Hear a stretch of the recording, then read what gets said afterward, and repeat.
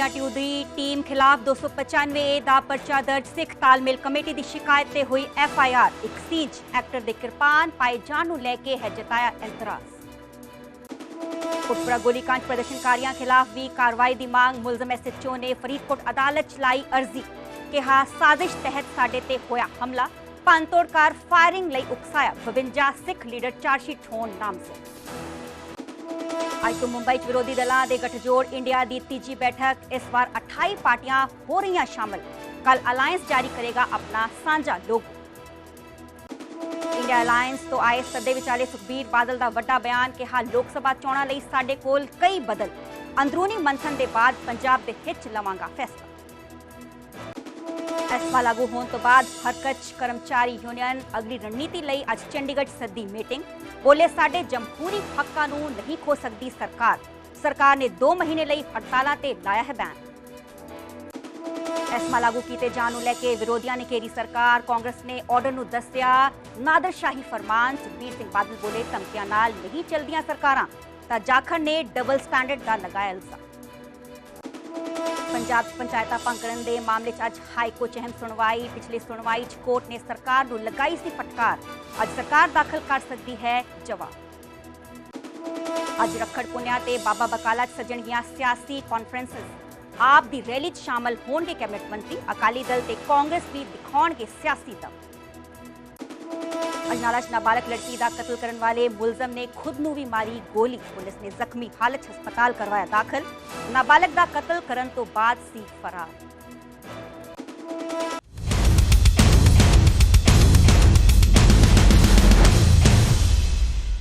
सत श्री अकाल जी, मैं हाँ सरबजोत कौर। न्यूज़ 18 पंजाब हरियाणा देख रहे सारे दर्शकों का स्वागत है। बुलेटिन की शुरुआत करांगे पहली खबर दे नाल, जो कि फिल्म यारियां 2 दे नाल जुड़ी हुई है। फिल्म यारियां 2 दी टीम खिलाफ FIR दर्ज की गई है। तो वड्डी शुरुआत बुलेटिन की इस खबर तो करांगे। फिल्म यारियां 2 दी टीम के खिलाफ FIR दर्ज की गई है। दस कि धारा 295A के तहत मामला दर्ज किया गया है। वड्डी खबर तुहाडे नाल सांझी कर रहे हैं। दस कि धार्मिक भावनावां नूं ठेस पहुंचाने का इल्जाम लगाया गया है। एक्टर मिजान जाफरी के खिलाफ FIR दर्ज की गई है। दस के डायरेक्टर राधिका राव, विनय सप्रू, प्रोड्यूसर भूषण कुमार खिलाफ भी पर्चा दर्ज किया गया है। दरअसल सिख तालमेल कमेटी की शिकायत से FIR दर्ज की गई है। फिल्म के एक सीन को लैके एतराज है। सीन च दस के एक्टर ने किरपान पाई हुई है। हालांकि फिल्म मेकर्स का कहना है कि एक किरपान नहीं सगों खुखरी है। तो फिल्म यारियां 2 की टीम के खिलाफ FIR दर्ज हो चुकी है। दस कि मामला पखदा जा रहा है। अकाल तख्त साहिब के जथेदार ज्ञानी रघबीर सिंह के वालों इसका सख्त नोटिस लिया गया सीगा कि जो सीन च अदाकार नजर आ रहा है, पोना पोना नजर आ रहा है, उसने किरपान पाई हुई है। तो SGPC ने ताकीद की थी कि सख्त तो सख्त एक्शन लिया जाए। मेरे नाल मेरे सहयोगी राघव जैन फोन लाइन पर मौजूद ने। राघव, फिल्म यारियां 2 की टीम के खिलाफ FIR दर्ज हो चुकी है। तो जानना चाहूंगे कि कुछ खास है इस FIR च? बिल्कुल, कल तो ही जी सिख तालमेल कमेटी पूरा जोर लगा रही थी कि मामले से जो है FIR दर्ज होवे, क्योंकि पहला उन्होंने वालों जो कि प्रोटेस्ट किया गया, थाने का घेराव भी किया गया। तो पहला जो पुलिस वालों का आश्वासन दे के उन्होंने भेज दिता गया। लेकिन उन्होंने कहना सी सानू आश्वासन नहीं चाहिए बल्कि मामला दर्ज चाहिए वै। जिस तो बाद शाम को फिर एक बार इन्होंने वालों घेराव करन जा रहे थे। तो उस दौरान पुलिस वालों 295A के तहत देर रात जो कि मामला दर्ज कर दिता गया। FIR में साफ तौर के उत्ते सिख तालमेल कमेटी वालों लिखा गया कि उन्होंने वालों यूट्यूब के उत्ते इस फिल्म का एक गाना देखा गया। तो उस विच एक सीन है जो कि सिखां दी जिहड़ी भावनावां है उन्होंने ठेस पहुंचा रहा है। तो सिखां दा मजाक बनाया गया, जिसके चलते इन्हां दे उत्ते सख्त तो सख्त कार्रवाई होनी चाहिए है। अंदाजा कि फिल्म के दोनों डायरैक्टर, प्रोड्यूसर ते जो फिल्म के एक्टर है, इन्हां चारों के उत्ते जिहड़ा कि 295A के तहत हुण मामला दर्ज हो चुका जी। बहुत बहुत शुक्रिया राघव, सानू तमाम जानकारी देने लिए। फिल्म यारियां 2 की टीम के खिलाफ FIR दर्ज की गई है। दस कि धारा 295A के तहत मामला दर्ज किया गया है। तस्वीर तुहानू विखा रहे जिथे कि फिल्म का एक्टर नजर आ रहे हैं मिजान जाफरी, जिन्हों के वालों सीरी साहब पाई हुई है। हालांकि जो फिल्म के मेकर्स ने उन्होंने कहना है कि सीरी साहब नहीं बल्कि खुखरी है। मेरे नाल हरपाल सिंह चड्डा, चेयरमैन सिख तालमेल कमेटी दे नाल मौजूद ने। सर, बहुत बहुत स्वागत है न्यूज़ 18 पंजाब से तुहाडा। जानना चाहांगे कि फिल्म यारियां 2 के खिलाफ FIR दर्ज की गई है। FIR तुहाडे वालों कदों दर्ज करवाई गई है ते FIR की कुछ खास? ये जी FIR है जी कल राती दर्ज कराई गई। बट ये FIR एक समझ लो भी जिदा सिख धर्म के उपर जिन्नियां भी होर भी जिहड़े कटाश है ਜਾਂ ਹੋਰ ਸਿੱਖ ਧਰਮ ਦਾ ਜਿਹੜਾ ਮਜ਼ਾਕ ਉਡਾਉਣ ਦੇ ਲਈ ਜਾਂ ਸਿੱਖ ਧਰਮ ਨੂੰ ਇੱਕ ਨੀਵਾਂ ਦਿਖਾਉਣ ਦੇ ਲਈ ਜਿਹੜਾ ਇਹ ਕਰਮ ਜਿਹੜੇ ਕੀਤੇ ਜਾ ਰਹੇ ਆ ਜੀ, ਇਹਦੇ 'ਚ ਸਾਡੀ ਜਿਹੜੀ ਸਿੱਖ ਤਾਲਮੇਲ ਕਮੇਟੀ ਹੈ ਉਹ ਅਸੀਂ ਆਪਣੇ ਧਰਮ ਦੇ ਪ੍ਰਤੀ ਆਪਣੇ ਧਰਮ ਦਾ ਪਹਿਰਾ ਦੇਣ ਦੇ ਲਈ ਅਸੀਂ ਹਰ ਵੇਲੇ ਜਿਹੜਾ ਉਹ ਜਾਗਰੂਕ ਰਹਿੰਦੇ ਹਾਂ। ਔਰ ਕੱਲ ਜਦੋਂ YouTube ਦੇ ਉੱਤੇ ਜਦੋਂ ਗਾਣਾ ਅਸੀਂ ਚੱਲਦਿਆਂ ਦੇਖਿਆ ਸੀ ਤੇ ਉਹਦੇ ਵਿੱਚ ਜਿਹੜਾ ਉਹ ਗਾਤਰਾ ਸਾਹਿਬ ਪਾ ਕੇ ਔਰ ਸ੍ਰੀ ਸਾਹਿਬ ਪਾ ਕੇ ਇੱਕ ਜਿਹੜਾ ਉਹ ਕਲੀਨ ਸ਼ੇਵਨ ਇੱਕ ਜਿਹੜਾ ਆਰਟਿਸਟ ਹੈ ਉਹ ਆਪਣਾ ਉਹ ਨੱਚਦਾ ਟੱਪਦਾ ਔਰ ਉਹ ਗਾਣੇ ਦੇ ਵਿੱਚ ਫਿਲਮਾਇਆ ਗਿਆ। ਇਹਦੇ ਵਿੱਚ ਜਿਹੜਾ ਡਾਇਰੈਕਟਰ ਹੈ, ਜਿਹੜੇ ਪ੍ਰੋਡਿਊਸਰ ਹੈ, ਇਹ ਚਲੋ ਐਕਟਰ ਤੇ ਇਹ ਮੈਂ ਕਹਿੰਦਾ ਜੀ ਛੋਟਾ ਨਵਾਂ ਉੱਠਿਆ ਹੋਏਗਾ। ਇਹ ਡਾਇਰੈਕਟਰ ਔਰ ਜਿਹੜੇ ਪ੍ਰੋਡਿਊਸਰ ਹੈ ਇਹ ਸਾਰੇ ਧਰਮਾਂ ਦੀ ਇਹਨਾਂ ਨੂੰ ਪੂਰੀ ਜਾਣਕਾਰੀ ਹੈ। ਇਹ ਸੀਰੀਜ਼ ਇੱਕ ਐਸਾ ਇੱਕ ਵੱਡਾ ਜਹਾਜ਼ ਹੈ ਜਿਹਦੇ ਵਿੱਚ ਕਿ ਗੁਰਬਾਣੀ ਦੀਆਂ ਆਪਣਾ ਦੀਆਂ ਭੇਟਾਂ ਦੀਆਂ ਹੋਰ ਸਾਰੇ ਧਰਮਾਂ ਦੀਆਂ ਜਿਹੜੀਆਂ ਨੇ ਉਹ ਸਾਰੀਆਂ ਜਿਹੜੀਆਂ ਇਹਦੇ 'ਚ ਉਹ ਇਹਨਾਂ ਨੇ ਫਿਲਮਾਈਆਂ ਵੀ ਹੈ ਤੇ ਉਹਦੇ ਮਿਊਜ਼ਿਕ ਵੀ ਦਿੰਦੇ ਆਏ। ਇਹਨਾਂ ਨੂੰ ਪਤਾ ਹੁੰਦਿਆਂ ਸੁਣਦਿਆਂ ਵੀ ਇੱਕ ਸਿੱਖ ਰਹਿਤ ਮਰਿਆਦਾ ਦੇ ਵਿੱਚ ਜਿਹੜੀ ਹੈ ਇਹ 5 ਕਕਾਰ ਜਿਹੜੇ ਹੈ ਉਹ ਇਕੱਲਾ ਸਿੱਖ ਨਹੀਂ, ਮਤਲਬ ਜੇ ਮੈਂ ਸਿੱਖ ਹਾਂ ਤੇ ਜੇ ਮੈਂ ਅੰਮ੍ਰਿਤ ਨਹੀਂ ਛਕਿਆ ਤਾਂ ਵੀ ਮੈਂ ਇਹ 5 ਕਕਾਰ ਜਿਹੜੇ ਧਾਰਨ ਨਹੀਂ ਕਰ ਸਕਦਾ। ਇਹ 5 ਕਕਾਰ ਉਦੋਂ ਹੀ ਧਾਰਨ ਕੀਤੇ ਜਾਣੇ ਆ ਜਦੋਂ ਮੈਂ ਅੰਮ੍ਰਿਤ ਬਾਟਾ ਜਦੋਂ ਮੈਂ ਛਕ ਲੈਣਾ। ਜਦੋਂ ਮੈਂ ਅੰਮ੍ਰਿਤ ਛਕ ਲਾਂਗਾ ਉਦੋਂ ਮੈਂ 5 ਕਕਾਰ ਜਿਹੜੇ ਆ ਇਹ ਮੈਂ ਆਪਣੇ ਸਰੀਰ ਦੇ ਉੱਪਰ ਧਾਰਨ ਕਰ ਸਕਦਾ। ਹਰਪਾਲ ਜੀ, ਜੋ ਫਿਲਮ ਦੇ ਮੇਕਰਸ ਨੇ ਉਹਨਾਂ ਦਾ ਕਹਿਣਾ ਹੈ ਕਿ ਆ ਸ੍ਰੀ ਸਾਹਿਬ ਨਹੀਂ ਬਲਕਿ ਖੁਖਰੀ ਹੈ। ਇਹ ਸਪਸ਼ਟੀਕਰਨ ਸਾਹਮਣੇ ਆਇਆ ਸੀ ਉਹਨਾਂ ਦਾ। ਉਹ ਕਹਿੰਦੇ ਨੇ ਜੀ ਚੋਰ ਜਦੋਂ ਚੋਰੀ ਕਰਦਿਆਂ ਵੀ ਫੜਿਆ ਜਾਂਦਾ ਨਾ ਤੇ ਤਾਂ ਵੀ ਉਹ ਆਪਣੇ ਆਪ ਨੂੰ ਨਾ ਬਚਾਉਣ ਵਾਸਤੇ ਕਹਿੰਦਾ ਕਿ ਨਹੀਂ ਜੀ ਮੈਂ ਤੇ ਚੋਰੀ ਕੀਤੀ ਨਹੀਂ। ਇਹ ਜਦ ਕਿ ਸ਼ਰੇਆਮ ਸਿੱਧਾ ਇਹ ਸਿੱਖੀ ਦਾ ਸਿੱਖ ਧਰਮ ਦਾ ਮਜ਼ਾਕ ਉਡਾਉਣ ਵਾਸਤੇ ਸਿੱਖ ਧਰਮ ਨੂੰ ਨੀਵਿਆਂ ਦਿਖਾਉਣ ਵਾਸਤੇ ਇਹ ਜਿਹੜਾ ਇਹਨਾਂ ਨੇ ਕਰਮ ਕੀਤਾ। ਹੁਣ ਸਾਨੂੰ ਆਪਣੇ ਹਿੰਦੁਸਤਾਨ ਦੇ ਇਸ ਕਾਨੂੰਨ ਦੇ ਉੱਤੇ ਸਾਨੂੰ ਪੂਰਾ ਇੱਕ ਜਿਹੜਾ ਵਿਸ਼ਵਾਸ ਹੈ ਕਿ ਜਿਹੜਾ ਇਹ ਕਾਨੂੰਨ ਜਿਹੜਾ ਹੈ ਉਹ ਸਾਡੀਆਂ ਜਿਹੜੀਆਂ ਅਦਾਲਤਾਂ ਹੈ ਉਹ ਸਾਨੂੰ ਇਨਸਾਫ ਦੇਣਗੀਆਂ ਔਰ ਇਹਨਾਂ ਨੂੰ ਇਹ ਠੱਲ ਪਾਈ ਜਾਏਗੀ। ਔਰ ਮੈਂ ਆਪ ਜੀ ਦੇ ਚੈਨਲ ਦੇ ਰਾਹੀਂ ਇੱਕ ਹੋਰ ਮੈਸੇਜ ਵੀ ਦੇਣਾ ਚਾਹੁੰਦਾ, ਜਿਹੜਾ ਸੈਂਸਰ ਬੋਰਡ ਹੈ, ਸੈਂਸਰ ਬੋਰਡ ਦੇ ਵਿੱਚ ਕਈ ਵਾਰੀ ਇਹ ਊਣਤਾਈਆਂ ਜਦੋਂ ਪਾਈਆਂ ਗਈਆਂ ਤੇ ਉਹਦੇ ਵਿੱਚ ਸਰਕਾਰ ਵੱਲੋਂ, ਸੈਂਟਰ ਸਰਕਾਰ ਵੱਲੋਂ, ਸਟੇਟ ਦੀਆਂ ਸਰਕਾਰਾਂ ਵੱਲੋਂ, ਸਾਰਿਆਂ ਵੱਲੋਂ ਇਹ ਕੀਤਾ ਗਿਆ ਸੀ ਵੀ ਜੇ ਤੁਸੀਂ ਕਿਸੇ ਵੀ ਧਰਮ ਦੇ ਜਦੋਂ ਕੋਈ ਜਿਹੜੇ ਪ੍ਰਤੀਨਿਧੀ ਹੈਗੇ ਜਿਨ੍ਹਾਂ ਨੂੰ ਧਰਮ ਦੀ ਜਾਣਕਾਰੀ ਹੈ ਉਹਨਾਂ ਨੂੰ ਤੁਸੀਂ ਉਹ ਸੈਂਸਰ ਬੋਰਡ ਦਾ ਮੈਂਬਰ ਬਣਾਓ। ਉਹ ਜਦੋਂ ਉਹ ਵੇਖ ਕੇ ਉਹ ਪਾਸ ਕਰਨ ਉਹਨਾਂ ਨੂੰ ਪਤਾ ਹੋਏਗਾ ਵੀ ਇਹ ਕਿਸੇ ਵੀ ਮੈਂ ਬਤੌਰ ਸਿੱਖ ਤੇ ਮੈਂ ਸਿੱਖ ਧਰਮ ਦੀ ਗੱਲ ਕਰਾਂ, ਮੈਂ ਹਰ ਇੱਕ ਧਰਮ ਦਾ ਆਦਰ ਕਰਦਾ। ਮੈਨੂੰ ਹਿੰਦੂ ਧਰਮ ਨਾਲ ਓਨਾ ਹੀ ਆਦਰ ਨਹੀਂ ਹੈ, ਮੈਨੂੰ ਮੁਸਲਮਾਨ ਧਰਮ ਨੂੰ ਓਨਾ ਹੀ ਆਦਰ ਨਹੀਂ ਹੈ। ਮੈਂ ਸਾਰੇ ਧਰਮਾਂ ਦਾ ਇੱਜ਼ਤ ਮਾਣ ਕਰਦਾ, ਪਰ ਕਿਸੇ ਵੀ ਧਰਮ ਦੇ ਉੱਤੇ ਜਦੋਂ ਏਦਾਂ ਦਾ ਕਟਾਸ਼ ਕੀਤਾ ਜਾਏ ਉਦੋਂ ਸੈਂਸਰ ਬੋਰਡ ਨੂੰ ਆਪ ਜਿਹੜੀ ਉਹ ਚਲਾਉਣੀ ਚਾਹੀਦੀ ਹੈ ਕੈਂਚੀ। ਜੀ ਬਹੁਤ ਸ਼ੁਕਰੀਆ ਹਰਪਾਲ ਸਿੰਘ ਚੱਡਾ, ਚੇਅਰਮੈਨ ਸਿੱਖ ਤਾਲਮੇਲ ਕਮੇਟੀ ਦੇ ਸਾਡੇ ਨਾਲ ਜੁੜੇ ਹੋਏ ਸੀਗੇ। ਸਾਡੇ ਨਾਲ ਜੁੜੇ ਹੋਏ ਨੇ ਗੁਰਚਰਨ ਸਿੰਘ ਗਰੇਵਾਲ ਜੀ, ਜਨਰਲ ਸਕੱਤਰ ਨੇ SGPC ਦੇ। ਸਰ ਬਹੁਤ ਸਵਾਗਤ ਹੈ ਤੁਹਾਡਾ ਨਿਊਜ਼ 18 ਪੰਜਾਬ ਤੇ। ਫਿਲਮ ਯਾਰੀਆਂ 2 ਦੀ ਟੀਮ ਦੇ ਖਿਲਾਫ FIR ਦਰਜ ਹੋ ਚੁੱਕੀ ਹੈ ਤੇ FIR ਸਿੱਖ ਤਾਲਮੇਲ ਕਮੇਟੀ ਦੀ ਸ਼ਿਕਾਇਤ ਦਰਜ ਹੋਈ ਹੈ। ਹਾਲਾਂਕਿ ਜੇ ਮੈਂ ਜ਼ਿਕਰ ਕਰਾਂ ਤੇ ਅਕਾਲ ਤਖਤ ਸਾਹਿਬ ਦੇ ਜਥੇਦਾਰ ਸਾਹਿਬ ਵੱਲੋਂ ਵੀ SGPC ਨੂੰ ਤਾਕੀਦ ਕੀਤੀ ਗਈ ਸੀਗੀ ਕਿ ਸਖਤ ਤੋਂ ਸਖਤ ਕਾਰਵਾਈ ਕੀਤੀ ਜਾਏ। ਕੀ ਕਹਿਣਾ ਚਾਹੋਗੇ? ਬੜੀ ਚੰਗੀ ਗੱਲ ਹੈ ਜੀ ਕਿ ਜਿਹੜੀ ਸਿੱਖ ਤਾਲਮੇਲ ਕਮੇਟੀ ਵੱਲੋਂ FIR ਦਰਜ ਹੋ ਚੁੱਕੀ ਹੈ। ਸ਼੍ਰੋਮਣੀ ਕਮੇਟੀ ਵੱਲੋਂ ਵੀ ਜਿਹੜਾ ਇਹ ਡਾਕੂਮੈਂਟ ਪਹੁੰਚ ਚੁੱਕੇ ਆ। ਹੋ ਸਕਦਾ ਅੱਜ ਸ਼ਾਇਦ ਹੋ ਜਾਵੇ, ਕਿਉਂਕਿ ਅਸੀਂ ਤਾਂ ਉਸੇ ਦਿਨ ਹੀ ਇਹ ਗੱਲ ਕਰਤੀ ਸੀ, ਪਰ ਫਿਰ ਵੀ ਅਸੀਂ ਅਪੀਲ ਕੀਤੀ ਸੀ ਜੋ ਅਕਾਲ ਤਖਤ ਸਾਹਿਬ ਦੇ ਜਥੇਦਾਰ ਸਾਹਿਬ ਨੇ ਇਹ ਗੱਲ ਕਹੀ ਸੀ ਕਿ ਇਹਨਾਂ ਖਿਲਾਫ ਕਾਰਵਾਈ ਹੋਣੀ ਚਾਹੀਦੀ ਹੈ। ਅਸੀਂ ਅਪੀਲ ਕੀਤੀ ਸੀ ਸਮੁੱਚੀਆਂ ਸੰਸਥਾਵਾਂ ਨੂੰ, ਸਮੁੱਚੇ ਸਿੱਖਾਂ ਨੂੰ ਕਿ ਜਿਹੜੇ ਇਹੋ ਜਿਹੇ ਲੋਕ ਜਿਨ੍ਹਾਂ ਤੇ ਕਿਸੇ ਵੀ ਧਰਮ ਦਾ ਖਿਲਵਾੜ ਕਰਕੇ ਆਪਣੀ ਫਿਲਮ ਦਾ ਪ੍ਰਮੋਸ਼ਨ ਕਰਨਾ ਚਾਹੁੰਦੇ ਨੇ, ਅਸੀਂ ਇਹ ਸਮਝਦੇ ਹਾਂ ਕਿ ਇਸ ਦੇਸ਼ ਦੇ ਲਈ ਬੜੀ ਵੱਡਾ ਇੱਕ ਕਲੰਕ ਹੈ ਜਿਹੜੇ ਦੇਸ਼ ਦੇ ਵਿੱਚ ਧਰਮ ਦਾ ਸਨਮਾਨ ਕੀਤਾ ਜਾਂਦਾ। ਅੱਜ ਦੇ ਕੱਲ੍ਹ ਦੀ ਤਰੀਕ ਦੇ ਵਿੱਚ ਇੱਕ ਭਾਰਤੀ ਜਨਤਾ ਪਾਰਟੀ ਦੇ ਇੱਕ ਆਗੂ RP ਸਿੰਘ ਉਹਨਾਂ ਨੇ ਇਸ ਗੱਲ ਦੀ ਮੁਖਾਲਫਤ ਵੀ ਕੀਤੀ ਆ ਤੇ ਪਰ ਅਸੀਂ ਇਹ ਗੱਲ ਕਹਿੰਦੇ ਹਾਂ ਕਿ ਇਹ ਸਿਰਫ ਬਿਆਨਬਾਜ਼ੀ ਤੱਕ ਸੀਮਤ ਹੈ। ਇਹ ਅੱਜ ਦੇ ਨਹੀਂ ਕਿ ਹਰ ਨਵੀਂ ਸਵੇਰ ਕੋਈ ਨਾ ਕੋਈ ਕਦੇ ਗਦਰ ਫਿਲਮ ਵਾਲਾ ਆ ਕੇ ਗੁਰਦੁਆਰਾ ਸਾਹਿਬ ਵਿੱਚ ਭੰਗੜਾ ਪਾਉਣ ਲੱਗ ਜਾਂਦਾ ਤੇ ਕਦੇ ਇਹ ਸਿੱਧੇ ਤੌਰ ਤੇ ਦੇਖੋ ਕਿੱਡਾ ਵੱਡਾ ਝੂਠ ਹੈ ਤੇ ਆਪਣੇ ਆਪ ਨੂੰ ਬਚਾਉਣ ਦੀ ਕੋਸ਼ਿਸ਼ ਆ ਕਿ ਜੀ ਇਹ ਖੁਖਰੀ ਪਾਈ ਆ। ਤੁਸੀਂ ਮੈਨੂੰ ਦੱਸੋ ਕਿ ਕਿਹੜੀ ਚੀਜ਼ ਜਿਹੜੀ ਆ ਦਿਖਾਈ ਨਹੀਂ ਦੇ ਰਹੀ ਦੁਨੀਆ ਦੇ ਅੰਦਰ? ਕਿਰਪਾਨ ਜਿਹੜੀ ਆ ਗਾਤਰੇ ਵਾਲੀ ਉਹਦਾ ਸਾਰੀ ਦੁਨੀਆ ਨੂੰ ਪਤਾ ਤੇ ਇੱਕ ਤਾਂ ਇਹ ਚੋਰੀ ਕਰ ਰਹੇ ਆ, ਉੱਤੋਂ ਸੀਨਾ ਚੋਰੀ ਕਰ ਰਹੇ ਆ ਤੇ ਐਤਕੀ ਜਿਹੜੀ ਸ਼੍ਰੋਮਣੀ ਗੁਰਦੁਆਰਾ ਪ੍ਰਬੰਧਕ ਕਮੇਟੀ ਵੀ ਆ ਇਹਦੇ ਤੋਂ ਪਹੁੰਚ ਕਰਨ ਦੀ ਕੋਸ਼ਿਸ਼ ਕੀਤੀ ਹੈ। ਇਹਨਾਂ ਨੇ ਸਾਡੇ ਨਾਲ ਗੱਲ ਕੀਤੀ ਆ ਕਿ ਹਟਾ ਦਾਂਗੇ, ਉਹ ਕਰ ਲਾਂਗੇ। ਅਸੀਂ ਆਖਿਆ ਇਸ ਗੱਲ ਨਾਲ ਕੋਈ ਸੰਬੰਧ ਨਹੀਂ, ਅਸੀਂ ਤਾਂ ਕਾਨੂੰਨੀ ਕਾਰਵਾਈ ਕਰਨੀ ਹੈ। ਸੋ ਚੰਗੀ ਗੱਲ ਆ ਜਿਹੜੀ ਜਲੰਧਰ ਦੇ ਵਿੱਚ ਕਾਰਵਾਈ ਹੋਈ ਆ, ਅਸੀਂ ਇਹਦਾ ਸਵਾਗਤ ਵੀ ਕਰਦੇ ਹਾਂ। ਸ਼੍ਰੋਮਣੀ ਕਮੇਟੀ ਵੱਲੋਂ ਵੀ ਹੋ ਰਹੀ ਹੈ। ਅਸੀਂ ਕਹਾਂਗੇ ਹੋਰ ਸੰਸਥਾਵਾਂ ਵੀ ਗਰੇਵਾਲ ਜੀ, ਕੀ ਐਸਜੀਪੀਸੀ ਦੇ ਵੱਲੋਂ ਵੀ ਕੋਈ ਆਪਣੇ ਪੱਧਰ ਤੇ ਕਾਰਵਾਈ ਕੀਤੀ ਜਾਏਗੀ? ਐਸਜੀਪੀਸੀ ਵੱਲੋਂ ਇਹਦੇ ਬਾਰੇ ਐਪਲੀਕੇਸ਼ਨ ਦਿੱਤੀ ਜਾ ਚੁੱਕੀ ਆ। ਅੱਜ ਐਫਆਈਆਰ ਦਰਜ ਹੋ ਜਾਏਗੀ। ਪਰਸੋਂ ਦੀ ਐਪਲੀਕੇਸ਼ਨ ਜਿਹੜੀ ਆ ਉਹਨਾਂ ਕੋਲ ਚਲੀ ਗਈ ਆ, ਉਹ ਕੋਕ ਕਰ ਰਹੇ ਸੀ। ਤੇ ਜਿਹੜਾ ਅਸੀਂ ਸਭ ਤੋਂ ਪਹਿਲਾਂ ਇਹਦੇ ਖਿਲਾਫ ਕਾਰਵਾਈ ਕੀਤੀ, ਉਹ ਸਿੰਘ ਸਾਹਿਬ ਨੇ ਇਹ ਗੱਲ ਕਹੀ ਸੀ। ਸੋ ਇਹਦਾ ਕਾਰਵਾਈ ਪਿੰਡ 'ਚ ਚੱਲ ਰਹੀ ਆ, ਜਿਹੜੀ ਕਿ ਇੱਥੇ ਦਰਜ ਹੋਇਆ ਐਸਜੀਪੀਸੀ ਦਾ ਵੀ ਹੋ ਜਾਏਗਾ। ਅਸੀਂ ਹੋਰ ਸੰਸਥਾਵਾਂ ਨੂੰ ਬੇਨਤੀ ਕਰਾਂਗੇ ਕਿ ਜਿੱਥੇ ਤੁਸੀਂ ਬੈਠੇ ਹੋ ਦੇਸ਼ ਦੇ ਅੰਦਰ, ਵਿਦੇਸ਼ ਦੇ ਅੰਦਰ, ਜਿੱਥੇ ਤੁਸੀਂ ਇਹਦੇ ਖਿਲਾਫ ਕਾਰਵਾਈ ਵੀ ਕਰ ਸਕਦੇ ਹੋ, ਇਹਨਾਂ ਦੇ ਖਿਲਾਫ ਮਤ ਦੇ ਸਕਦੇ ਹੋ, ਇਹਨਾਂ ਦੇ ਖਿਲਾਫ ਆਵਾਜ਼ ਉਠਾਓ, ਤਾਂ ਕਿ ਇਹ ਹਰ ਰੋਜ਼, ਮੈਂ ਤਾਂ ਕਹਿੰਦਾ ਸ਼ਰਮ ਵਾਲੀ ਗੱਲ ਆ ਕਿ ਇਸ ਦੇਸ਼ ਦੇ ਅੰਦਰ ਧਰਮ ਦਾ ਖਿਲਵਾੜ, ਮੈਂ ਧਰਮ ਦੇ ਖਿਲਵਾੜ ਇਕੱਲੇ ਸਿੱਖੀ ਦੀ ਗੱਲ ਨਹੀਂ ਕਰਦਾ, ਇਹ ਕਿ ਨਾ ਹਿੰਦੂ ਧਰਮ ਦੇ ਦੇਵੀ ਦੇਵਤਿਆਂ ਦੇ ਖਿਲਾਫ ਵੀ ਹੁੰਦਾ, ਮੁਸਲਮਾਨਾਂ ਦੇ ਖਿਲਾਫ ਵੀ ਹੁੰਦਾ, ਹੋਰ ਵੀ ਕਈ ਤਰ੍ਹਾਂ ਦੇ ਐਸੇ ਜਿਹੜੇ ਆਉਂਦੇ ਆ ਕਿ ਫਿਲਮ ਦੀ ਪ੍ਰਮੋਸ਼ਨ ਵਾਸਤੇ ਇਹ ਗੱਲ ਕੀਤੀ ਜਾਵੇ। ਸੋ ਇਹ ਗੱਲਾਂ ਬਿਲਕੁਲ ਇੱਕ ਸ਼ਰਮਨਾਕ ਤੇ ਸ਼ਰਮਿੰਦਾ ਵਾ ਸਾਡੇ ਦੇਸ਼ ਦੇ ਲਈ। ਅਸੀਂ ਦੇਸ਼ ਦੀਆਂ ਸਰਕਾਰਾਂ ਨੂੰ ਇਹ ਗੱਲ ਕਵਾਂਗੇ ਕਿ ਇਹਨਾਂ ਦੇ ਲੋਕਾਂ ਦੇ ਸਖਤ ਕਾਰਵਾਈ ਕੀਤੀ ਜਾਵੇ। ਆਰਪੀ ਸਿੰਘ ਉਹਨਾਂ ਨੇ ਕੱਲ ਬਿਆਨ ਜ਼ਰੂਰ ਦਿੱਤਾ, ਅੱਜ ਦੇ ਅਖਬਾਰ 'ਚ ਵੀ ਮੈਂ ਪੜ੍ਹਿਆ, ਪਰ ਕੀ ਉਹ ਇਸ ਗੱਲ ਲਈ ਕਾਰਵਾਈ ਕਰਵਾ ਸਕਣਗੇ? ਅਸੀਂ ਇਸ ਗੱਲ ਲਈ ਦੇਖ ਰਹੇ ਹਾਂ ਕਿ ਸਰਕਾਰਾਂ ਚੁੱਪ ਕਿਉਂ ਨੇ।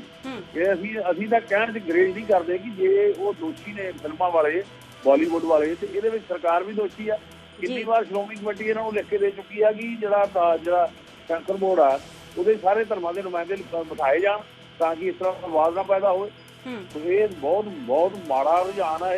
ਇਹਨੂੰ ਸਮਝਣਾ ਪਏਗਾ, ਸਭ ਧਰਮਾਂ ਦੇ ਲੋਕਾਂ ਨੂੰ ਸਮਝਣਾ ਪਏਗਾ। ਇਹਨਾਂ ਲੋਕਾਂ ਦੀ ਮੁਖਾਲਫਤ ਕਰਨੀ ਚਾਹੀਦੀ ਆ ਜਿਹੜੇ ਲੋਕ ਆਪਦੇ ਵਪਾਰ ਲਈ ਧਰਮ ਦਾ ਖਿਲਵਾੜ ਕਰਦੇ। जी गरेवाल जी, जिस तरह श्री साहब है, गात्रा साहिब है, अमृतधारी जो नौजवान ने, सिख ने, वही धारण कर सकते हैं? बिल्कुल, देखो जो परंपरा वा जिन्हें गात्रा ਜਿਹੜਾ ਅੰਮ੍ਰਿਤ ਛਕਿਆ ਜਿਹੜਾ ਵਿਅਕਤੀ ਆ ਉਹ 5 ਕਕਾਰ ਪਹਿਨਦਾ, ਜਿਵੇਂ ਉਸ ਕਕਾਰਾਂ ਦੇ ਵਿੱਚ ਇੱਕ ਗਾਤਰੇ ਕਿਰਪਾਨ ਵੀ ਆ। ਸੋ ਇਸ ਕਰਕੇ ਸਾਡੇ ਸਰੀਰ ਦਾ ਹਿੱਸਾ ਵਾ। ਤੇ ਵੈਸੇ ਇਹਦੇ ਨਾਲ ਮਤਲਬ ਨਹੀਂ ਜੁੜਦਾ ਜੋ ਇਹ ਦਿਖਾਈ ਦੇ ਰਿਹਾ। ਇਹਨਾਂ ਨੇ ਸਿਰਫ ਕੀਤਾ ਹੀ ਇਸ ਕਰਕੇ ਆ ਕਿ ਇਹ ਵਿਵਾਦ ਪੈਦਾ ਕਰਾਂਗੇ, ਟ੍ਰੇਲਰ ਚਲਾ ਦਿੱਤਾ ਤੇ ਸਿੱਖ ਇਸ ਗੱਲ ਲਈ ਭੜਕਣਗੇ ਤੇ ਸਾਡੀ ਫਿਲਮ ਦੀ ਪ੍ਰਮੋਸ਼ਨ ਹੋਏਗੀ। ਹੁਣ ਮੈਨੂੰ ਦੱਸੋ ਕਿ ਇਹ ਰੁਝਾਨ, ਤੁਸੀਂ ਵੀ ਮੀਡੀਆ ਨਾਲ ਸੰਬੰਧਿਤ ਹੋ, ਕੀ ਤੁਸੀਂ ਵੀ ਇਸ ਗੱਲ ਨੂੰ ਮਾਨਤਾ ਦਿੰਦੇ ਹੋ? ਇਹ ਸਾਰਾ ਇਸ ਤਰ੍ਹਾਂ ਦਾ ਰੁਝਾਨ ਬੰਦ ਹੋਣਾ ਚਾਹੀਦਾ। ਧਰਮ ਦਾ ਖਿਲਵਾੜ ਕਰਨਾ ਤਾਂ ਬੜਾ ਵੱਡਾ ਜੁਰਮ ਹੈ। ਇਹ ਦੇਸ਼ ਦੀ ਸਰਕਾਰ ਕਿਉਂ ਚੁੱਪ ਬੈਠੀ ਆ, ਮੌਨ ਧਾਰ ਕੇ ਬੈਠੀ ਆ? ਅਸੀਂ ਚਾਹਾਂਗੇ ਕਿ ਜਲਦੀ ਤੋਂ ਜਲਦੀ ਇਹਨਾਂ 'ਤੇ ਕਾਰਵਾਈ ਕੀਤੀ ਜਾਵੇ। ਇਹ ਵਾਕਿਆ ਨਹੀਂ ਜਾਣੇ ਚਾਹੀਦੇ ਕਿਸੇ ਵੀ ਤਰ੍ਹਾਂ। ਜੀ बहुत बहुत शुक्रिया गरेवाल जी। न्यूज़ 18 ਤੇ ਸਾਡੇ ਨਾਲ ਜੁੜੇ ਨੇ ਮਨਜਿੰਦਰ ਸਿੰਘ ਸਿਰਸਾ, ਬੀਜੇਪੀ ਆਗੂ ਨੇ। ਸਰ ਬਹੁਤ ਬਹੁਤ ਸਵਾਗਤ ਹੈ ਤੁਹਾਡਾ न्यूज़ 18 ਪੰਜਾਬ ਤੇ। ਫਿਲਮ ਯਾਰੀਆਂ 2 ਦੀ ਟੀਮ ਦੇ ਖਿਲਾਫ ਐਫਆਈਆਰ ਦਰਜ ਕੀਤੀ ਗਈ ਹੈ। ਸਿੱਖ ਤਾਲਮੇਲ ਕਮੇਟੀ ਦੇ ਵੱਲੋਂ 295A ਦਾ ਮਾਮਲਾ ਦਰਜ ਕੀਤਾ ਗਿਆ ਹੈ। ਕੀ ਕਹਿਣਾ ਚਾਹੋਗੇ ਪੂਰੇ ਮਾਮਲੇ? ਬਿਲਕੁਲ ਹੋਣਾ ਹੀ ਚਾਹੀਦਾ ਜੀ। ਇਹ ਲੋਕ ਤੇ ਬੜੇ ਹੀ ਫਰਾਡ ਕਰਨ ਤੇ ਉਤਰੇ ਹੋਏ ਨੇ। ਆਪਣੀ ਫਿਲਮ ਨੂੰ ਪ੍ਰਮੋਟ ਕਰਨ ਵਾਸਤੇ ਲੋਕਾਂ ਦੀ ਧਾਰਮਿਕ ਆਸਥਾ ਨਾਲ ਖੇਡਦੇ ਨੇ। ਦੇਖੋ, ਜੇ ਤੁਹਾਨੂੰ ਪਤਾ ਲੱਗ ਗਿਆ ਬਈ ਕਮਿਊਨਿਟੀ ਫੀਲ ਆਫੈਂਡਡ ਕਰਦੀ ਆ, ਤੁਸੀਂ ਨੂੰ ਖੁਖਰੀ ਕਹਿ ਰਹੇ ਜੇ, ਤੇ ਤੁਸੀਂ ਇਹਦੇ ਸੀਨ ਨੂੰ ਹਟਾ ਸਕਦੇ ਜਿਹਦੇ ਅੰਦਰ ਤੇ ਕੋਈ ਗੱਲ ਹੀ ਨਹੀਂ ਸੀ।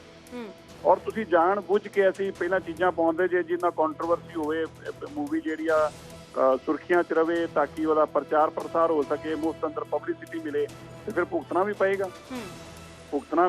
ਮੈਂ ਤਾਂ ਸਮਝਦਾ ਕਿ ਇਸ ਤੋਂ ਅੱਗੇ ਜਾਣਾ ਚਾਹੀਦਾ, ਉਹਨਾਂ ਨੂੰ ਬੁਲਾ ਕੇ ਅਰੈਸਟ ਕਰਨਾ ਚਾਹੀਦਾ ਤਾਂ ਕਿ ਅੱਗੇ ਨੂੰ ਬਾਕੀਆਂ ਨੂੰ ਸਹਿਣ ਪੈਸੇ ਦਿੱਤਾ ਜਾ ਸਕੇ। ਗੱਲ ਕਿਸੇ ਵੀ ਧਰਮ ਦੀ ਹੋਵੇ, ਮੈਂ ਇੱਕ ਧਰਮ ਦੀ ਗੱਲ ਨਹੀਂ ਕਰਦਾ, ਕਿਸੇ ਵੀ ਧਰਮ ਦੀ ਆਸਥਾ ਦੇ ਉੱਤੇ ਕਿਸੇ ਵੀ ਤਰੀਕੇ ਦੀ ਚੋਟ ਨਹੀਂ ਹੋਣੀ ਚਾਹੀਦੀ। ਸਰ, ਤੁਸੀਂ ਕਿਸ ਕਿਸਮ ਦੀ ਕਾਰਵਾਈ ਚਾਹੁੰਦੇ ਹੋ ਫਿਲਮ ਮੇਕਰਸ ਦੀ? ਕਾਰਵਾਈ ਤਾਂ ਦੇਖੋ, ਮੈਂ ਤਾਂ ਕੌਣ ਕਹਿੰਦਾ, ਕਾਰਵਾਈ ਤਾਂ ਕਾਨੂੰਨ ਨੇ ਕਰਨੀ ਆ, ਪਰ ਠੀਕ ਕੀਤਾ 295 ਦਾ ਮੁਕੱਦਮਾ ਦਰਜ ਕੀਤਾ। ਇਹਨਾਂ ਨੂੰ ਬੁਲਾਉਣ ਹੁਣ ਤੇ ਆਪੇ ਮਜਬੂਰ ਹੋ ਜਾਣਗੇ। ਹੁਣ ਦੇਖੋ, ਹੁਣ ਸੀਨ ਵੀ ਹਟਾਉਣਗੇ, ਸਭ ਕੁਝ ਕਰਨਗੇ।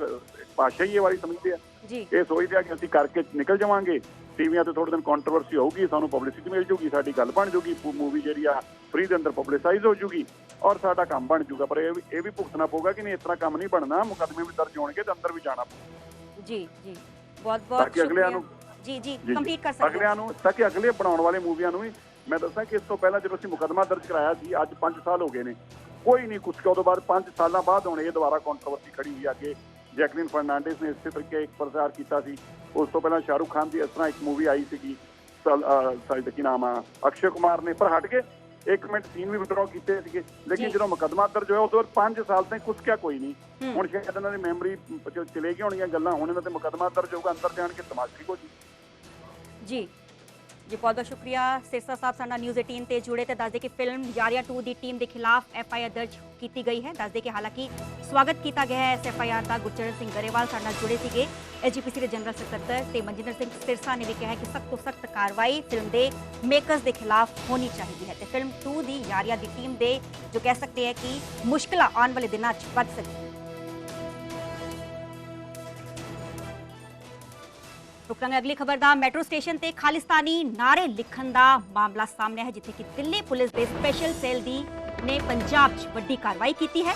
ਪੰਜਾਬ ਤੋਂ 2 ਖਾਲਿਸਤਾਨੀ ਸਮਰਥਕ ਹਿਰਾਸਤ 'ਚ ਲਏ ਗਏ ਨੇ ਤੇ ਵੱਡੀ ਖਬਰ ਤਾਂ ਸਾਂਝੀ ਕਰ ਰਹੇ, ਜਿੱਥੇ ਕਿ ਮੈਟਰੋ ਸਟੇਸ਼ਨ ਜੋ ਦਿੱਲੀ ਦਾ ਮੈਟਰੋ ਸਟੇਸ਼ਨ ਹੈ ਉਸ ਤੇ ਖਾਲਿਸਤਾਨੀ ਨਾਰੇ ਲਿਖਣ ਦਾ ਮਾਮਲਾ ਸਾਹਮਣੇ ਆਇਆ ਸੀਗਾ ਤੇ ਇਸ ਬਾਬਤ ਵੱਡੀ ਗ੍ਰਿਫਤਾਰੀ ਕੀਤੀ ਗਈ ਹੈ। ਪੰਜਾਬ ਤੋਂ 2 ਖਾਲਿਸਤਾਨੀ ਸਮਰਥਕ ਹਿਰਾਸਤ 'ਚ ਲਏ ਗਏ ਨੇ ਦੱਸਦੇ ਕਿ ਦੋਹਾਂ ਨੇ ਮੈਟਰੋ ਸਟੇਸ਼ਨ ਦੀਆਂ ਕੰਧਾਂ ਤੇ ਖਾਲਿਸਤਾਨੀ ਨਾਰੇ ਲਿਖੇ ਸੀ ਤੇ ਵੱਡੀ ਕਾਰਵਾਈ ਅਸੀਂ ਕਹਿ ਸਕਦੇ ਹਾਂ ਕਿ ਕੀਤੀ ਗਈ ਹੈ।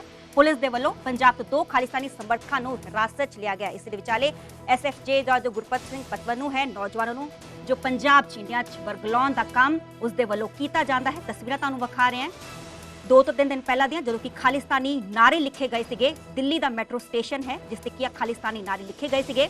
ਦੱਸਦੇ ਕਿ ਦੋਹਾਂ ਨੇ ਮੈਟਰੋ ਸਟੇਸ਼ਨ ਦੀਆਂ ਕੰਧਾਂ ਤੇ ਖਾਲਿਸਤਾਨੀ ਨਾਰੇ ਲਿਖੇ ਸੀਗੇ। ਪੰਜਾਬ ਤੋਂ ਇਸ ਬਾਬਤ 2 ਖਾਲਿਸਤਾਨੀ ਸਮਰਥਕਾਂ ਨੂੰ ਗ੍ਰਿਫਤਾਰ ਕੀਤਾ ਗਿਆ ਹੈ, ਹਿਰਾਸਤ 'ਚ ਲਿਆ ਗਿਆ ਹੈ। ਦੱਸਦੇ ਕਿ ਮੈਟਰੋ ਸਟੇਸ਼ਨ ਤੇ ਖਾਲਿਸਤਾਨੀ ਨਾਰੇ ਲਿਖਣ ਦਾ ਮਾਮਲਾ ਸਾਹਮਣੇ ਆਇਆ ਸੀਗਾ। ਹਾਲਾਂਕਿ ਪੰਜਾਬ 'ਚ ਵੀ ਇਹੋ ਜਿਹੇ ਮਾਮਲੇ ਸਾਹਮਣੇ ਆਉਂਦੇ ਨੇ ਜਦੋਂ ਕਿ ਖਾਲਿਸਤਾਨੀ ਨਾਰੇ ਲਿਖੇ ਹੁੰਦੇ ਨੇ, ਵੱਖ-ਵੱਖ ਬਿਲਡਿੰਗਸ ਤੇ ਦੀਵਾਰਾਂ ਤੇ ਲਿਖੇ ਜਾਂਦੇ ਨੇ। ਨੌਜਵਾਨਾਂ ਨੂੰ ਵਰਗਲਾਉਣ ਦਾ ਕੰਮ ਐਸਐਫਜੇ ਪ੍ਰਧਾਨ ਗੁਰਪਤਵੰਤ ਸਿੰਘ ਪੰਨੂ ਦੇ ਵੱਲੋਂ ਕੀਤਾ ਜਾਂਦਾ ਹੈ ਤੇ ਦਿੱਲੀ ਦਾ ਮੈਟਰੋ ਸਟੇਸ਼ਨ ਦੀਆਂ ਤਸਵੀਰਾਂ ਤੁਹਾਨੂੰ ਵਿਖਾ ਰਹੇ ਹਾਂ, ਫਾਈਲ ਫੁਟੇਜ ਵਿਖਾ ਰਹੇ ਜਿੱਥੇ ਕਿ ਮੈਟਰੋ ਸਟੇਸ਼ਨ ਤੇ ਖਾਲਿਸਤਾਨੀ ਨਾਰੇ ਲਿਖਣ ਦਾ ਮਾਮਲਾ ਸਾਹਮਣੇ ਆਇਆ ਸੀਗਾ ਤੇ ਦਿੱਲੀ ਪੁਲਿਸ ਦੇ ਸਪੈਸ਼ਲ ਸੈੱਲ ਨੇ ਵੱਡੀ ਕਾਰਵਾਈ ਕਰਦੇ ਹੋਏ ਇਸ ਬਾਬਤ ਪੰਜਾਬ ਤੋਂ 2 ਖਾਲਿਸਤਾਨੀ ਸਮਰਥਕਾਂ ਨੂੰ ਹਿਰਾਸਤ 'ਚ ਲਿਆ ਹੈ। ਦੱਸਦੇ ਕਿ ਦੋਹਾਂ ਨੇ ਮੈਟਰੋ ਸਟੇਸ਼ਨ ਦੀਆਂ ਕੰਧਾਂ ਤੇ ਖਾਲਿਸਤਾਨੀ ਨਾਰੇ ਲਿਖੇ ਸੀ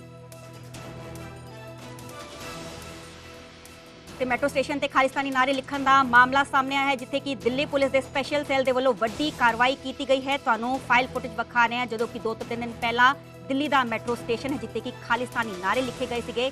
ਇਸੇ ਵਿਚਾਲੇ ਪੁਲਿਸ ਕਰਮਚਾਰੀ ਨਜ਼ਰ ਆ ਰਹੇ ਨੇ, ਉਹ ਇਹਨਾਂ ਨਾਰਿਆਂ ਨੂੰ ਮਿਟਾਉਂਦੇ ਹੋਏ ਵੇਖੇ ਜਾ ਸਕਦੇ ਨੇ। ਦੋਹਾਂ ਨੇ ਮੈਟਰੋ ਸਟੇਸ਼ਨ ਦੀਆਂ ਕੰਧਾਂ ਤੇ ਖਾਲਿਸਤਾਨੀ नारे लिखे थे। तो मेरे सहयोगी शंकर आनंद फोन लाइन पे मौजूद ने।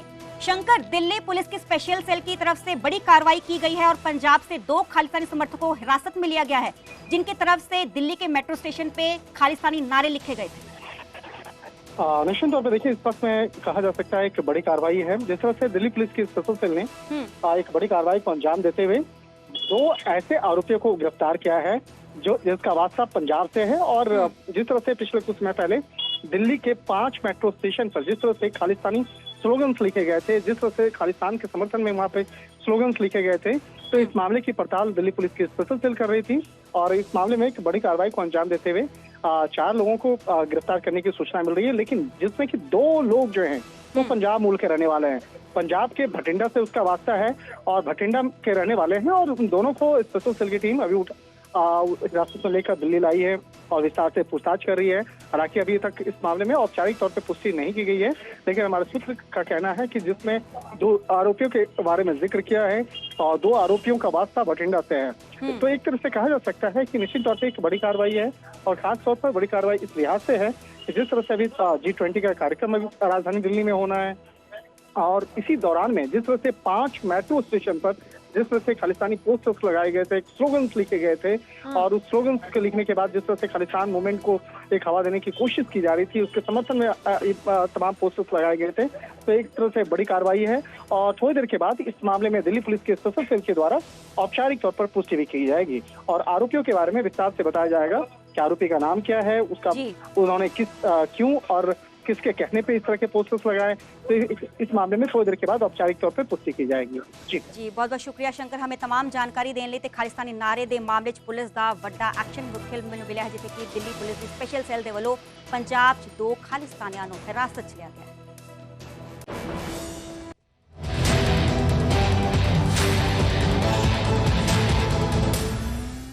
ਹੁਣ ਗੱਲ ਕਰਾਂਗੇ ਇੰਡੀਆ ਗੱਠਜੋੜ ਦੀ। Indian national developmental inclusive alliance ਦੀ ਅੱਜ ਤੋਂ ਮੁੰਬਈ 'ਚ ਇੰਡੀਆ ਗੱਠਜੋੜ ਦੀ ਤੀਜੀ ਬੈਠਕ ਹੋਣ ਜਾ ਰਹੀ ਹੈ। ਦੱਸਦੇ ਕਿ ਅੱਜ ਅਤੇ ਕੱਲ 2 ਦਿਨ ਵਿਰੋਧੀ ਦਲਾਂ ਦੇ ਗੱਠਜੋੜ ਦੀ ਬੈਠਕ ਹੋਣੀ ਹੈ।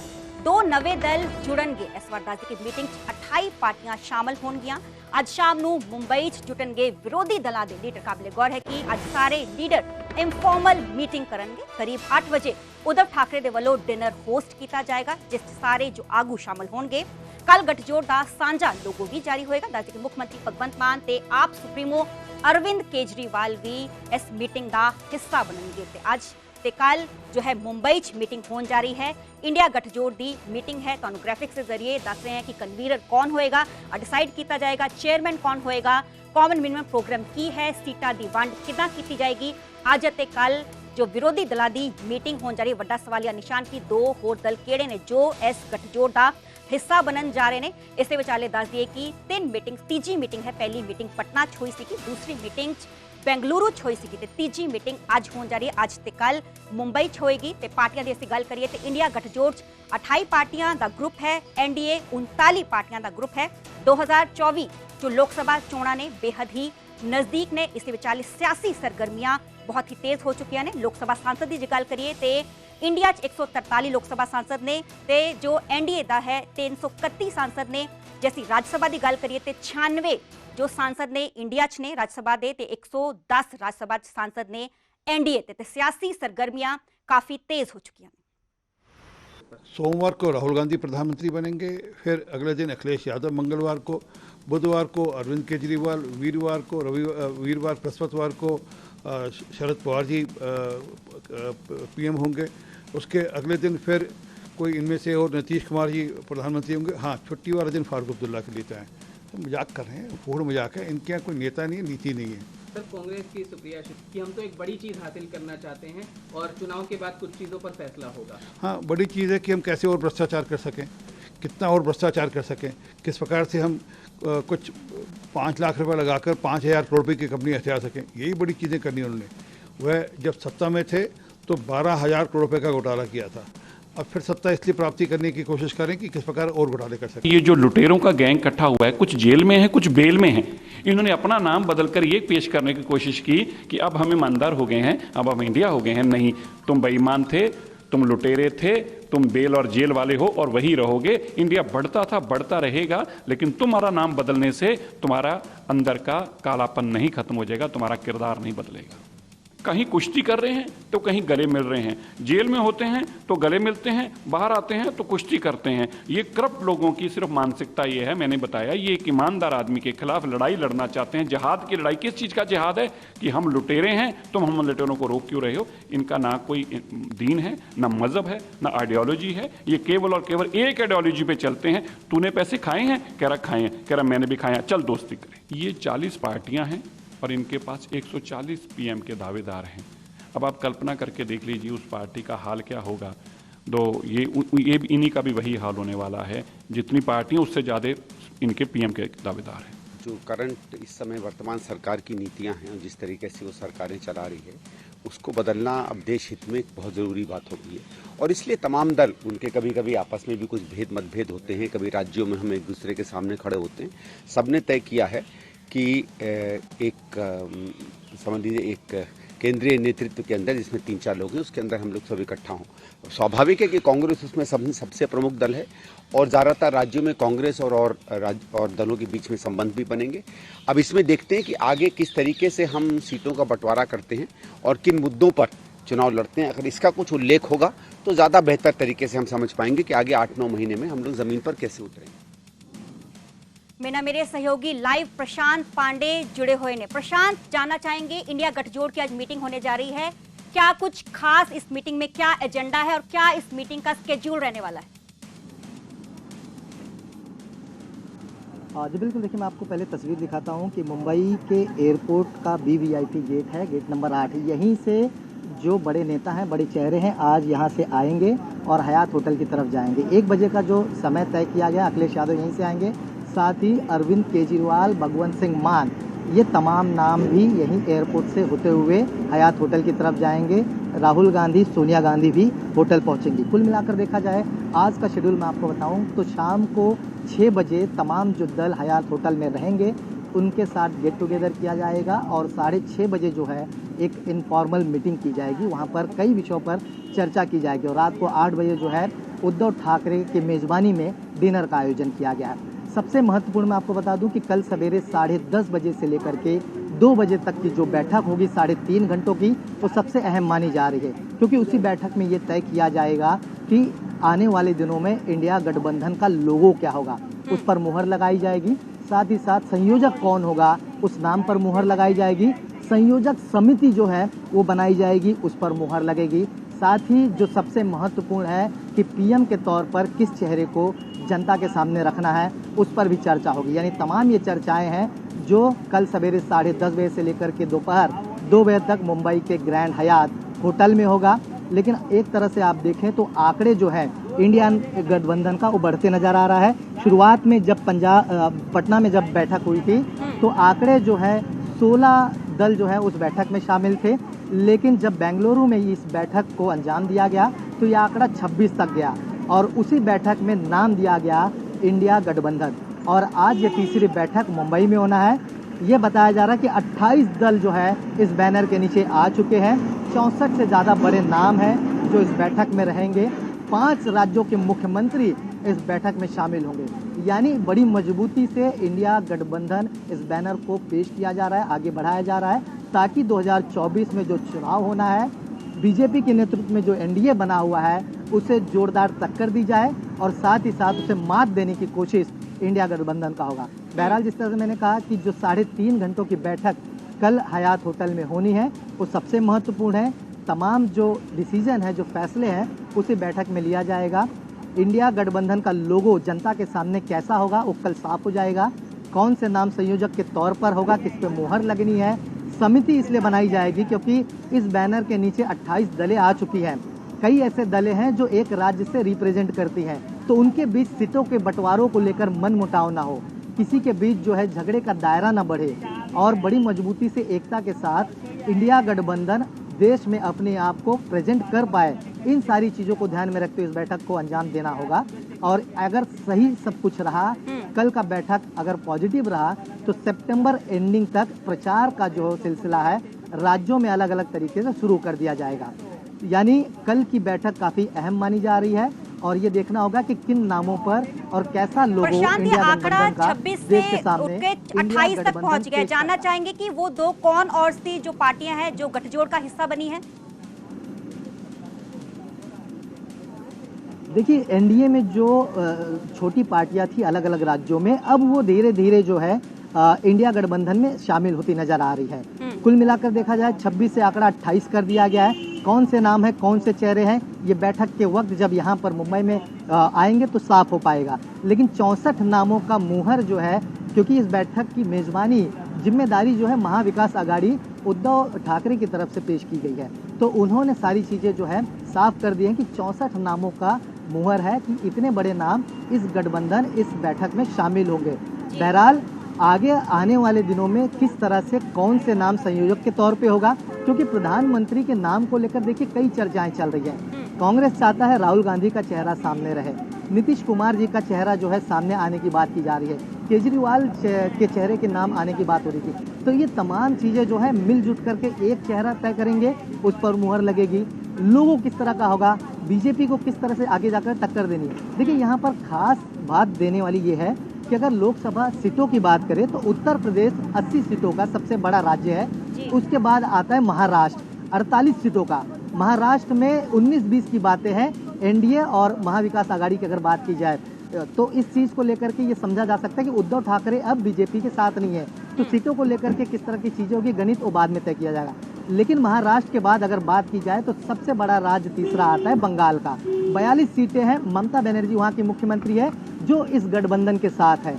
उसके बाद बिहार की बात की जाए, वहाँ पर 40 सीटें हैं। नीतीश कुमार मुख्यमंत्री हैं, वो इस बैनर के नीचे हैं। यानी कुल मिलाकर देखा जाए तो बड़े जो राज्य हैं, जो बड़े आंकड़े रखते हैं, जो ये तय करेंगे कि भविष्य क्या होगा, प्रधानमंत्री कौन होगा, तो इस पर भी खास ध्यान दिया जा रहा है। और इस बैनर के नीचे जो तमाम राज्यों के मुख्यमंत्री भी हैं कि जो ये रखते हैं ताकत की परिवर्तन ला सकते हैं। तो ऐसे में क्या बैठक में तय होगा, लोगों क्या होगा, संयोजक कौन होगा, किस तरह की चीज़ें होंगी, वो कल के बैठक में तमाम चीज़ें स्पष्ट होगी। और दोपहर 3:30 बजे ये तमाम नेता मीडिया से मुखातिब होकर के जनता को संबोधित भी करेंगे।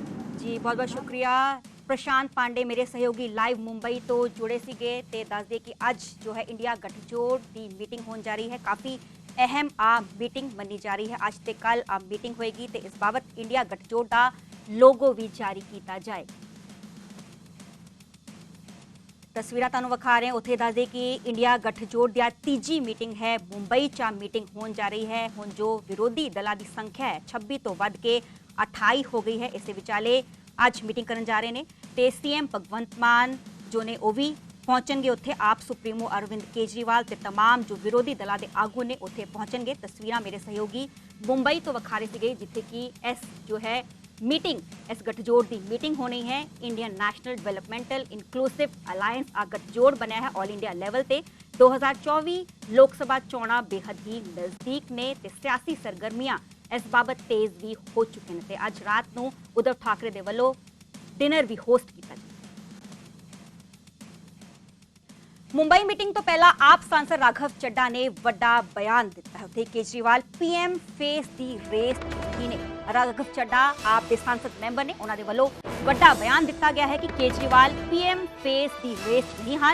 सीट शेयरिंग ते बैठक च चर्चा होगी। पंजाब ते दिल्ली च सीट शेयरिंग नूं लैके गल होगी। दस कि पीएम बनने लई नहीं देश लई गठजोड़ दा असीं हिस्सा बने हां। इंडिया गठजोड़ बहुत काबिल आगू हैं। आप स्पोक्सपर्सन प्रियंका कक्कड़ दे बयान ते बोले कि उन्होंने कहा कि कुछ बुलारे ते लीडर अत उत्साहित होकर बयान दे देने ने तवज्जो नहीं दी जानी चाहिए। दस दी कि प्रियंका कक्कड़ ने कहा सीगा कि केजरीवाल ने पीएम फेस बनाया जाना चाहिए है। हुण राघव चड्ढा ने मीटिंग तो पहला बड़ा बयान दिता है। उन्होंने कहा कि केजरीवाल पीएम फेस दी रेस नहीं ने। सीट शेयरिंग ते बैठक चर्चा होगी जिस नाल पंजाब ते दिल्ली सीट शेयरिंग नूं लैके गल की जाए।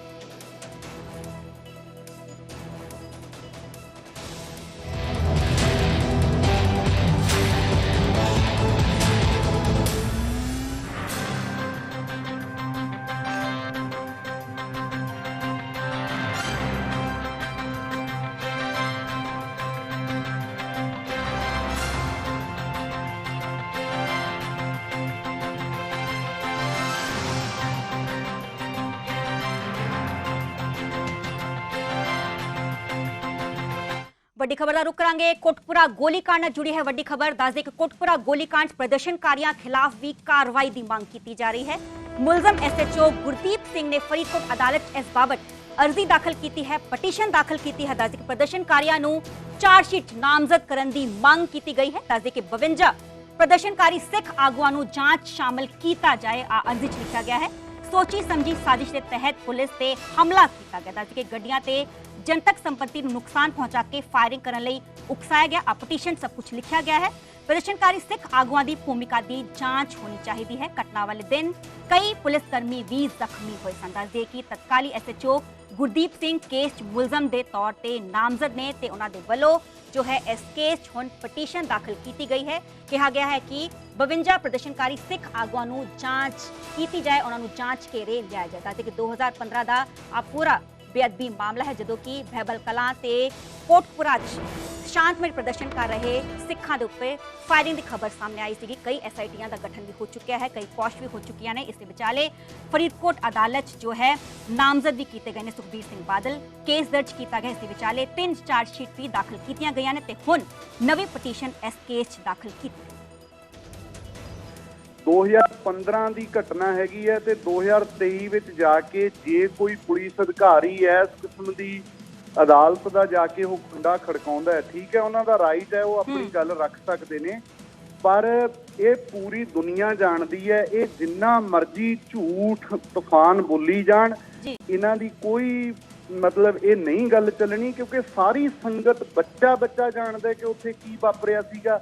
ਬੇਕਸੂਰਾਂ ਦੇ ਉੱਤੇ ਬੈਠਿਆਂ ਦੇ ਉੱਪਰ ਜਿਵੇਂ ਲਾਠੀ ਚਾਰਜ ਹੋਇਆ ਤੇ ਦੂਜੇ ਪਾਸੇ ਇਹ ਕੋਈ ਵੀਡੀਓ ਗਰੁੱਪ ਦਿਖਾ ਦੇਣ ਇਦਾਂ ਦਾ ਕਲਿੱਪ ਜਿਹਦੇ ਵਿੱਚ ਮੇਰੇ ਵਰਗੇ ਬੰਦੇ ਜਾਂ ਹੋਰ ਸਾਡੇ ਪ੍ਰਚਾਰਕ। ਪਟੀਸ਼ਨ 'ਚ ਲਿਖਿਆ ਗਿਆ ਹੈ ਕਿ ਪੁਲਿਸ ਵਾਲਿਆਂ ਨੂੰ ਉਕਸਾਇਆ ਗਿਆ ਸੀ।